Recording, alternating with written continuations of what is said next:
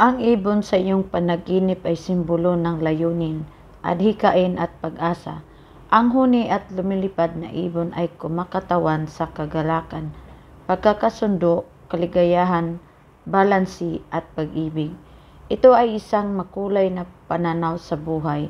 Makakaranas ka ng kalayaan at psikolohikal na pagpapalaya. Panaginip ng uwak. Ito ay konektado sa madilim na bahagi ng ating buhay. Ang isang uwak ay maaari ring kahirapan sa paglaban.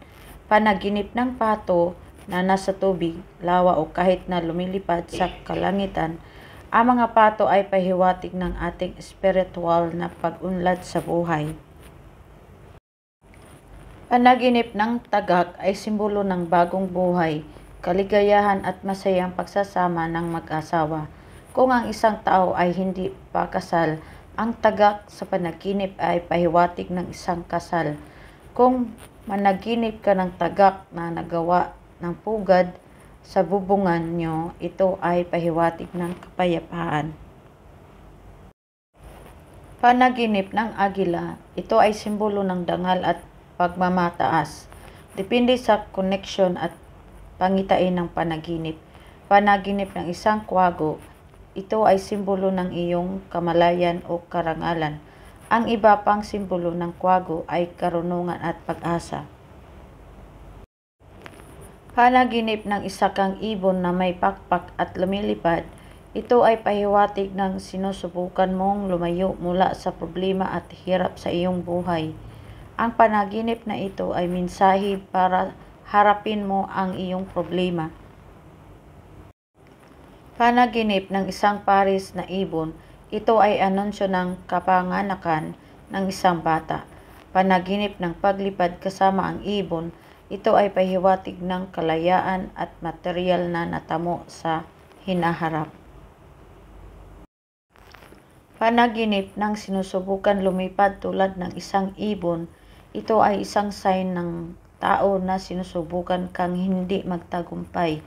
Panaginip ng ibon na nalipad, ito ay maaaring hindi natapos kaguatuhan. Panaginip ng ibon na hindi makalipad, ito ay isang masamang sign na simbolo ng problema sa hinaharap. Panaginip ng ibon na lumilipad sa saradong espasyo, ito ay indikasyon ng iyong kasarinlan at kalayaan. Panaginip ng mga ibon na lumilipad sa iyong ulo, ito ay isang magandang sign na ikaw ay magtagumpay sa ilang mga kalaban. Panaginip ng ibon na napisa, ito ay isang palatandaan ng ilang mga tagumpay. Panaginip na itlog ng ibon, ito ay pahiwatig na kumikita ng pera sa hinaharap. Panaginip ng isang pugad, ito ay sign ng kasarinlan at seguridad. Panaginip ng walang ibon sa pugad, ito ay pahiwatig ng paghihirap sa pananalapi.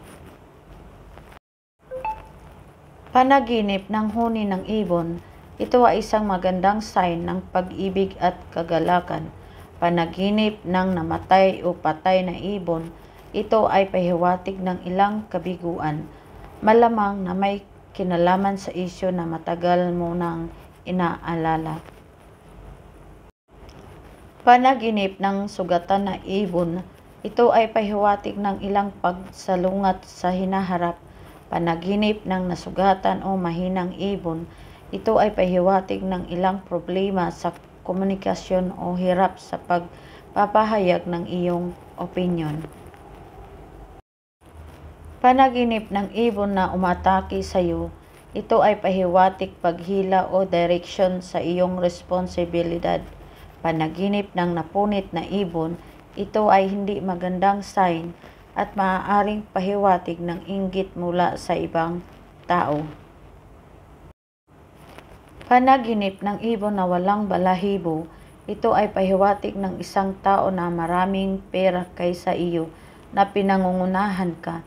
Panaginip ng ibon na may malaking tuka, ito ay pahiwatig ng isang posibleng kahihiyan sa iyo.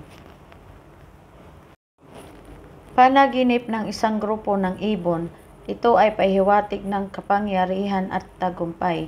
Ang panaginip na ito ay sign ng tulong na mula sa iba habang buhay. Ang panaginip na ito ay maaari ring makatanggap ng mabuting balita sa hinaharap. Maaari ding kumakatawan sa iyong pangangailangan na magpahinga. Panaginip ng kakaibang ibon, ito ay pahiwatig ng isang malayong paglalakbay sa hinaharap. Panaginip ng pagkuha ng larawan sa mga ibon, ito ay isang magandang sign at pahiwatig ng bagong simula. Panaginip ng ipot na ibon, ito ay pahiwatig ng swerte, lalo na kung ipot sa iyong buhok. Panaginip ng isang malaking ibon, ito ay pahiwatig ng iyong damdamin sa isang bagay na nagpapahirap sa iyong buhay. Marahil ito ay makakapinsala sa iyo gawa ng ibang tao. Panaginip ng maliit na ibon, ito ay pahiwatig ng bagong simula. Panaginip ng nakahuli ng ibon, ito ay isang palatandaan ng kasaganaan. Panaginip ng pagpatay sa isang ibon, ito ay pahiwatig ng mga problema sa isang tao. Panaginip ng ibon na kumakain ng mumo ng tinapay, ito ay isang palatandaan ng mabuting kalusugan. Panaginip ng ibon na malapit sa tubig o ibon sa tubig, ito ay isang palatandaan ng matatag na emosyon. Panaginip ng puting ibon, ito ay simbolo ng iyong kalayaan at kapayapaan sa buhay. Panaginip ng itim na ibon, ito ay pahiwatig ng masamang balita o nag-aalala tungkol sa isang bagay. Panaginip ng ibon na pumasok sa iyong bahay, ito ay pahiwatig na ikaw ay magdusa sa ilang mga pagkatalo. Panaginip ng ibon sa isang hawla, ito ay tanda ng isang masayang tahanan. Panaginip ng kumakain na ibon, ito ay mayroon kang ilang lihim na hangarin. Panaginip ng buwitre ay simbolo ng espiritual na pag-unlad. Kailangan mong tingnan ang nakaraan at sikaping matuto. Panaginip ng tukan, ito ay kumakatawan sa masayang panahon at kapanatagan. Ito din ay pahiwatig ng relasyon sa iba. Panaginip ng gansa, ito ay magandang bagay na uugnay sa kapayapaan, kalagayan, kadalisayan at material na tagumpay. Karaniwan, ito ay konektado sa bagong simula.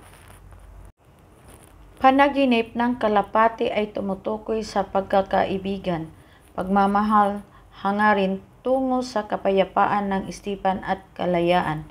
Panaginip ng kalapati ay makakatanggap ng sulat.